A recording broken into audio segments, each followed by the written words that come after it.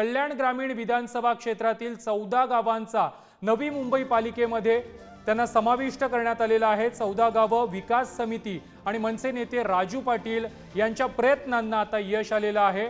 11 तारखेपासून 14 गावांच्या मालमत्ता हस्तांतरणाला सुरुवात होणार आहे। कल्याण डोंबिवलीकरांसाठी ही अत्यंत महत्त्वाची बातमी आहे। कल्याण ग्रामीण विधानसभा क्षेत्रातील 14 गावांचा नवी मुंबई पालिकेत समावेश करण्यात आला आहे।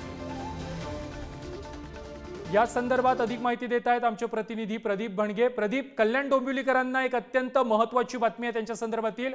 कल्याण ग्रामीण मधील 14 गावांचा आता नवी मुंबई महापालिकेत समावेश करण्यात आला आहे।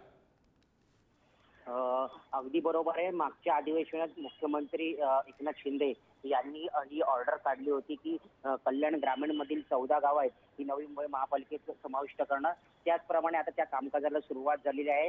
14 गावातील सर्वपक्षीय विकास समिती असेल किंवा मनसे आमदार राजू पाटील असतील, गेल्या 4 वर्षापासून हे प्रयत्न करत होते ही 14 गावात ही नवी मुंबई महापालिकेत समाविष्ट करावी, मात्र ती होत नव्हती। अखेर मागच्या अधिवेशनात तो निर्णय झाला आणि तो आता अंमलात आणण्यात आलेला आहे। नवी मुंबई महापालिकेत 4 अभियंत्यांना मूळचे काम सांभाळून अतिरिक्त कामकाज पाहायचे आहे 14 गावांचे। त्याचप्रमाणे 14 गावांच्या मालमत्ता हस्तांतरण कामाला 11 तारखेपासून सुरुवात होणार आहे, असे महापालिका आयुक्त डॉक्टर कैलास शिंदे यांनी ही माहिती दिली आहे। नक्कीच प्रदीप, धन्यवाद तुम्ही दिलेल्या माहिती संदर्भात।